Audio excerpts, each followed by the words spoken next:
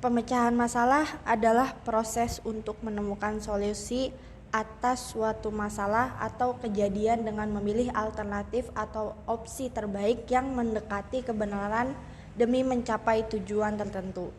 Di era digitalisasi saat ini, informasi begitu mudah diakses. Hal ini menunjukkan bahwa kita menerima banyak sekali informasi, seringkali tanpa tahu mana yang benar dan mana yang salah. Disinilah filsafat berperan sebagai landasan untuk menjawab berbagai persoalan hidup yang tidak dapat dijawab oleh ilmu pengetahuan semata. Filsafat memberikan jawaban yang substansial dan mendalam terhadap masalah, serta melihatnya dari berbagai perspektif.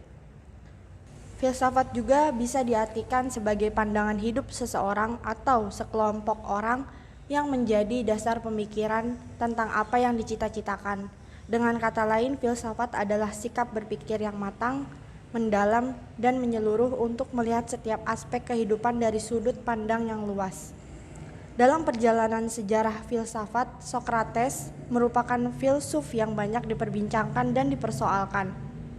Hal ini disebabkan oleh kehidupan dan kepribadian Socrates yang menarik, terutama kegigihannya dalam mempertahankan pendapat-pendapatnya yang berbeda dengan pendapat orang kebanyakan pada zamannya.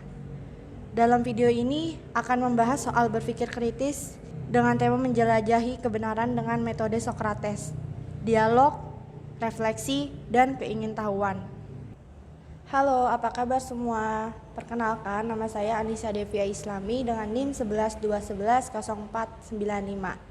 Kali ini kita akan mengeksplorasi salah satu metode berpikir kritis yang telah bertahan lebih dari 2000 tahun, yaitu metode Socrates. Metode Socrates yang dipelopori oleh filsuf Yunani kuno Socrates adalah pendekatan untuk mengungkap kebenaran melalui dialog kritis. Alih-alih memberikan jawaban langsung, metode ini memotivasi kita untuk bertanya, mengeksplorasi asumsi, dan menantang keyakinan melalui refleksi mendalam. Metode Socrates memiliki beberapa prinsip utama. Pertama, pentingnya mengajukan pertanyaan. Socrates percaya bahwa bertanya adalah cara untuk menggali pemahaman yang lebih dalam. Kedua, refleksi diri dan evaluasi. Pertanyaan yang diajukan seharusnya membantu kita melihat kembali keyakinan kita sendiri. Dan yang ketiga yaitu keingintahuan. Untuk memahami secara mendalam, kita perlu terus belajar dan terbuka terhadap pandangan baru. Dan terakhir, kerendahan hati. Socrates mengajarkan bahwa tidak ada yang benar-benar memiliki semua jawaban. Lalu, bagaimana penerapan metode ini dalam kehidupan sehari-hari? Ada 4 langkah utama. Pertama, mulai dengan mengajukan pertanyaan yang menantang asumsi. Misalnya, apa yang membuat kita yakin ini benar? Atau, apakah ada cara lain untuk melihat masalah ini? Kedua, eksplorasi dan analisis, yaitu menggali jawaban dari berbagai perspektif. Dan yang ketiga, yaitu refleksi untuk merumuskan kesimpulan berdasarkan pemahaman baru. Dan terakhir, evaluasi dan perbaikan, di mana kita terus mengkaji kesimpulan tersebut secara kritis. Mengapa metode Socrates penting?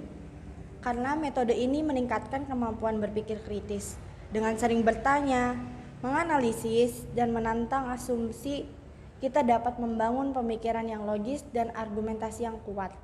Selain itu, metode ini juga membangun kepercayaan diri karena mendorong kita berpikir secara independen.